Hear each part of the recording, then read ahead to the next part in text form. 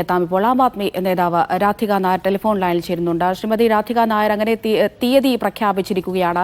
ഫെബ്രുവരി 5-ാം തീയതി തെരഞ്ഞെടുപ്പ് നടക്കാനിരിക്കുന്നു. നിലവിലെ ഒരു രാഷ്ട്രീയ സാഹചര്യങ്ങളൊക്കെ വെച്ച് നോക്കുമ്പോൾ ഒരുക്കങ്ങളൊക്കെ ആം ആദ്മി പാർട്ടി നേരത്തെ തന്നെ നടത്തി കഴിഞ്ഞിട്ടുണ്ട്. എങ്ങനെയാണ് വിജയപ്രതീക്ഷയുണ്ടോ ഇത്തവണ? നമസ്കാരം. നമ്മുടെ ആങ്കർ പറയുന്നതായിട്ട് ഞാൻ കേട്ടു.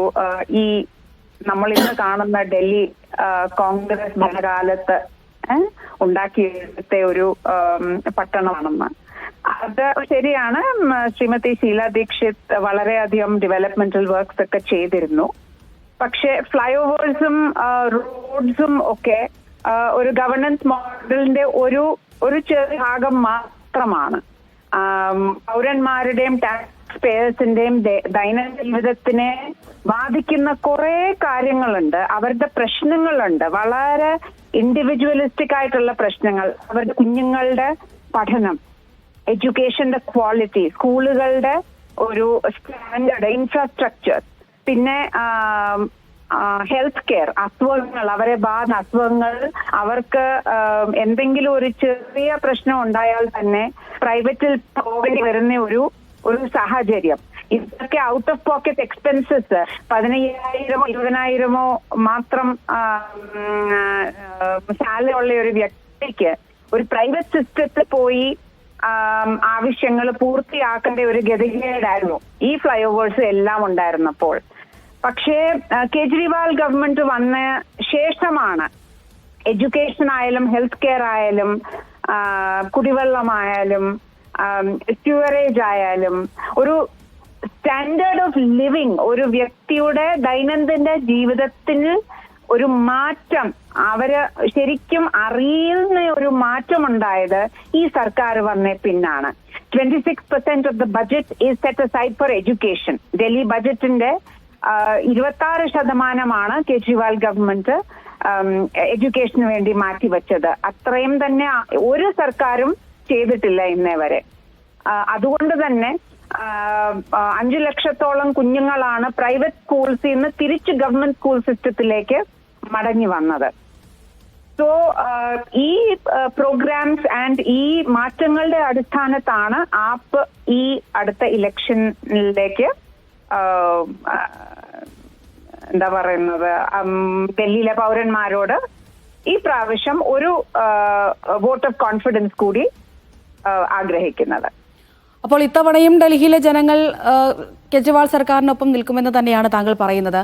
ഈ മറ്റൊരു കാര്യം, സാധാരണ എപ്പോഴും തെരഞ്ഞെടുപ്പ് കഴിഞ്ഞാൽ നമ്മൾ ഉയർത്തിക്കേൾക്കുന്ന ഒരു കാര്യമാണ് ഈ EVM ക്രമക്കേട് എന്ന് പറയുന്നത്. ഇത്തവണ നേരത്തെ അദ്ദേഹം സംസാരിച്ചപ്പോൾ, മുഖ്യ തെരഞ്ഞെടുപ്പ് കമ്മീഷണർ സംസാരിച്ചപ്പോൾ അദ്ദേഹം പറയുകയുണ്ടായി, ഇനി ബാലറ്റിലേക്ക് ഒരു മടങ്ങിപ്പോക്കില്ല, ഈ EVM ക്രമക്കേട് വെറും ആരോപണം മാത്രമാണ് എന്ന് അദ്ദേഹം പറയുകയുണ്ടായി. ആ ഒരു കാര്യത്തെ എങ്ങനെയാണ് നോക്കിക്കാണുന്നത്? മാഡം, ഇതിൽ 2 കാര്യങ്ങളുണ്ട്. ഒന്ന്, EVMന്റെ കുറെ ടെക്നിക്കൽ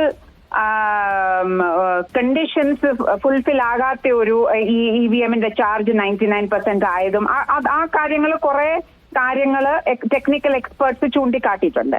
പിന്നെ വേറൊരു കാര്യം നിങ്ങൾ ശ്രദ്ധിച്ചു കാണും, ഈയിടെ കഴിഞ്ഞ ഒരു 2-3 ആഴ്ചയ്ക്കുള്ളിൽ ആം ആദ്മി പാർട്ടിയുടെ വോളണ്ടിയേഴ്സ് കണ്ടുപിടിച്ച ഒരു കാര്യം, ദാറ്റ് ഈസ് രജിസ്റ്റേർഡ് വോട്ടേഴ്സ്. ആയിരക്കണക്കിന് രജിസ്റ്റേർഡ് വോട്ടേഴ്സിന്റെ പേര് വോട്ടേഴ്സ് ലിസ്റ്റിൽ നിന്ന് BJP ആപ്ലിക്കേഷൻ കൊടുത്ത്, അവരുടെ ലെറ്റർ ഹെഡിൽ ആപ്ലിക്കേഷൻ കൊടുത്ത് ECയോട് പറഞ്ഞതായിട്ട് നമ്മൾക്ക് പ്രൂഫ് ഉണ്ട്, നമ്മളുടെ കയ്യിൽ റിട്ടൺ പ്രൂഫ് ഉണ്ട്.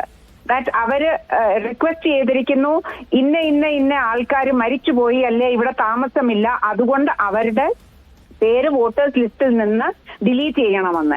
ഈ ഇലക്ഷൻ കമ്മീഷൻ തന്നെ പറയുന്നുണ്ട്, അവരുടെ ലോസ് പ്രകാരം, റൂൾസ് പ്രകാരം ഒരു വ്യക്തിയെ, നമ്മളെ ആരെയെങ്കിലും വോട്ടർ ലിസ്റ്റിൽ നിന്ന് ഡിലീറ്റ് ചെയ്യണമെങ്കിൽ അതിനൊരു സ്റ്റാൻഡേർഡ് ഓപ്പറേറ്റിംഗ് പ്രൊസീജിയർ ഉണ്ട്.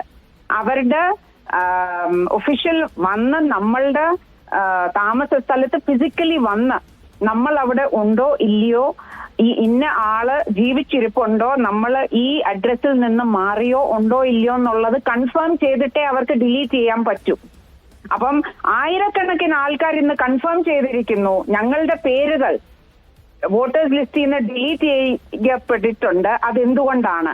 ആൻഡ് നമ്മൾ ശ്രദ്ധിക്കേണ്ട കാര്യങ്ങൾ, ഇത് ചില പർട്ടിക്കുലർ കൺസ്റ്റിറ്റ്യുവൻസീസിലാണ് ഇവരിത് ആവശ്യപ്പെട്ടിരിക്കുന്നത്. ദാറ്റ് ഈസ് കഴിഞ്ഞ ഇലക്ഷനിൽ വിക്ടറി മാർജിൻ അല്ലെങ്കിൽ വിന്നിംഗ് കാൻഡിഡേറ്റും ലൂസിംഗ് കാൻഡിഡേറ്റ്സും തമ്മിലുള്ള വിക്ടറി മാർജിൻ ഒരു 5000 ഉള്ളിൽ നിൽക്കുന്ന കൺസ്റ്റിറ്റ്യുവൻസീസിലാണ് ഇവരിത് ചെയ്തിരിക്കുന്നത്. 10,000-12,000 ആൾക്കാരെ വോട്ടേഴ്സ് ലിസ്റ്റിൽ നിന്ന് മാറ്റുക എന്ന് പറഞ്ഞാൽ ഇതിന് ഒരു മറുപടി പറഞ്ഞെങ്കിലേ ഒക്കൂ. ഇത് EVM അല്ല, ഇത് ഫിസിക്കലി അവരുടെ ലെറ്റർ ഹെഡിൽ അവര് ആപ്ലിക്കേഷൻ കൊടുത്തതായി നമുക്ക് പ്രൂഫ് ലഭിച്ചിട്ടുണ്ട്. അത് നമ്മൾ വളരെയധികം നന്ദി ശ്രീമതി രാധിക നായർ പ്രതികരിച്ചതിന്.